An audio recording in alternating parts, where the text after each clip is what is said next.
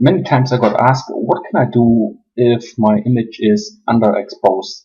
And I ran recently, last week, in the issue that comes to myself. I took this beautiful image in our neighborhood, and how you can see here, it is slightly underexposed, and all the trees around here almost pretty dark and pretty much black. So I would like to show you a little bit techniques here in Lightroom 6, how we can fix that and how we can work with this to get the best out of that image so far. Okay, let's start the first with what we call the highlights. We lift up the highlights a little bit to bring the sky up. And the second step I always do is I open up the shadows. The reason for that is that I don't use the exposure, what you can see here. If you zoom in, you will see it starts to creating noise on the points or on the spots where it was underexposed. If you move the exposure up, you create a lot of grain, noise, and color noise, what is quite not that good. So let's step that back. So what we do next is we open the shadows a little bit, not too much. Then we drop the blacks back down so we don't overexpose the rail tracks on both points. This was captured during a sunset. And if you press E on a Windows, you can see the information about the image. If you press E again, it tells you your shutter speed, your ISO, and your focal length you was using. In this case, I was using a Tamron 18 to 270 millimeter. And if you press E again, it disappears. So the next step, what we do is the darks. We lift it a little bit up, just a tiny bit, so that the shadows here, or the darks, not pitch black. And by pressing J, this is what's now marked in blue, is every single step where there's no data in the image. This is a pitch black. You can do this by open up the lights a little bit, the shadows a little bit more, and if you go by exposure, you will see they disappear. But let's press J again. Now we have here lots of grain, noise in, color noise. What's quite, if you enlarge that image, it looks not really good. So I would say we go back. I go on edit and undo. You can also press Ctrl and Z on a Mac, on a Windows. So now you notice here everything is pretty blue, even if it was during a sunset. We can go by the color temperature. Just increase it a little bit. Everything here gets now more back to the sunset, what we really want. But we want to get rid of this blue. The rocks wasn't blue, they was actually gray. So we go on our slider for saturation.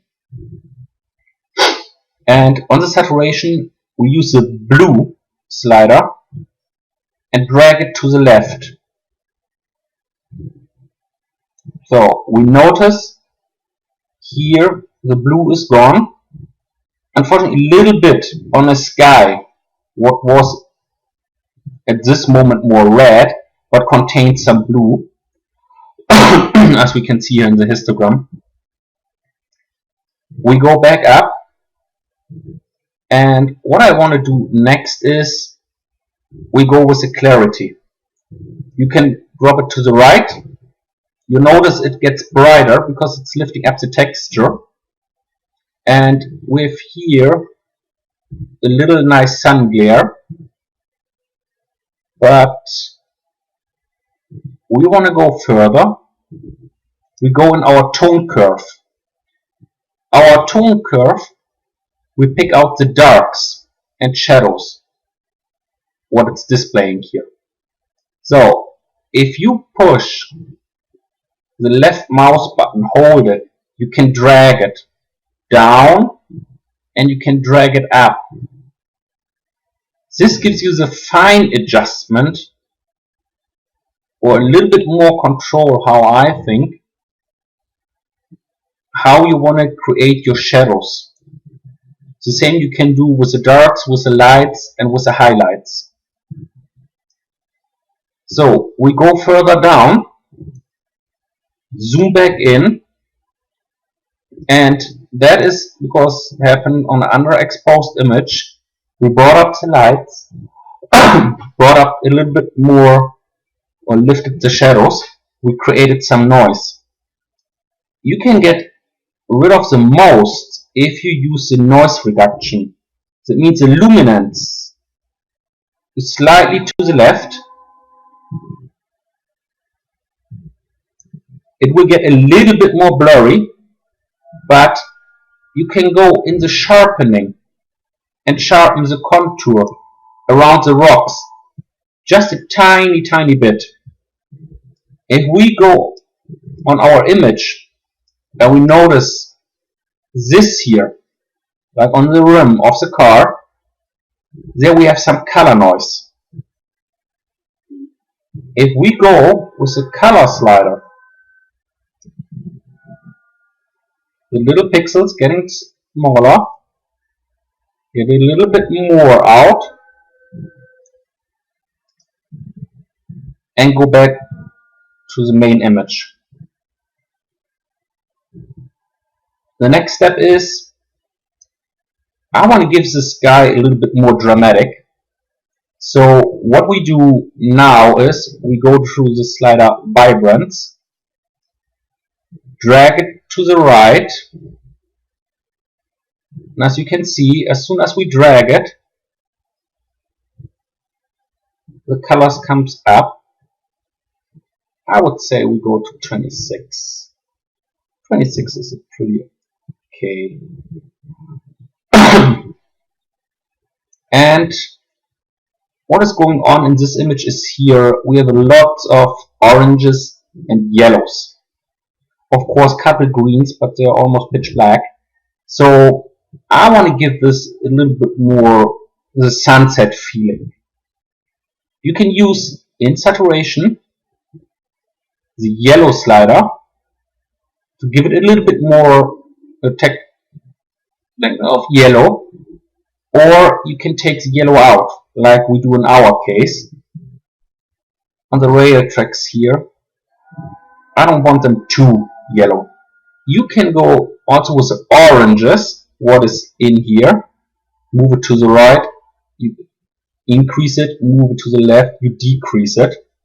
If you double click on the word or description, it will reset just that slider.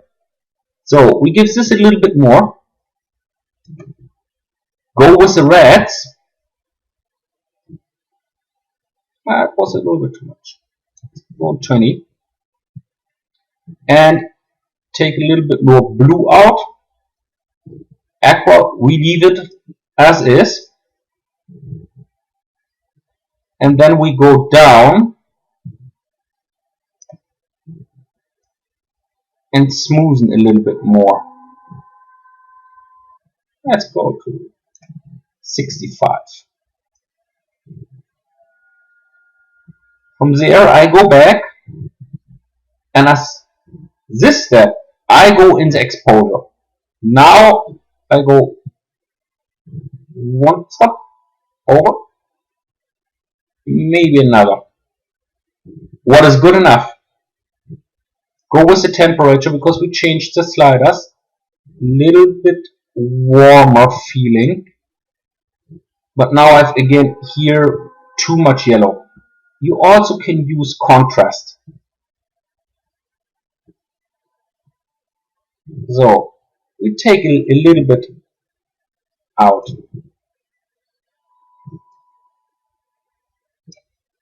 Go in the blacks, give it a little bit less. Oops. And the whites, if we move up the whites, you see what happened? The entire sky, what was beautiful orange, disappears. So we don't want to do that. We just lift it up a little bit.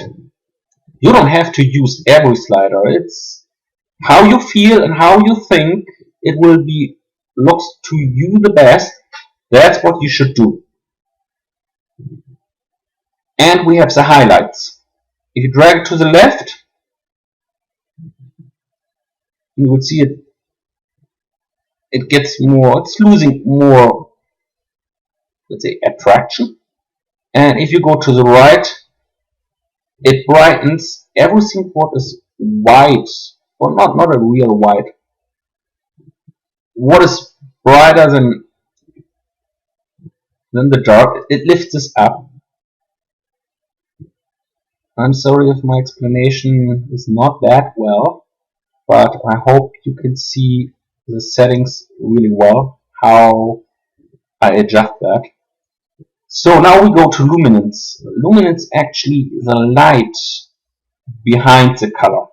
And we go back to our orange, and in my opinion it is too bright. So I want to drag this down. If we go to the maximum, it looks like this. So, and if we go to the minimum, it looks like this. So we just a little bit. Then I want to get rid of the yellow. So I move it up so it's not more that shiny in here and here. And I go also on blue, just to avoid that in this area and this area the temperature is not really, color temperature is not really that extreme.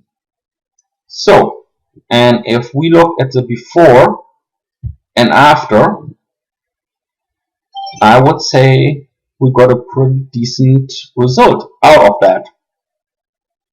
You can change whatever you want and however you want and what you like to your own, but this is a quick tip how to fix a underexposed image or almost underexposed in a pretty good way. I hope that helps. If you have any questions or comments, leave it me below. Okay? Thank you very much for watching. See you later. Bye bye.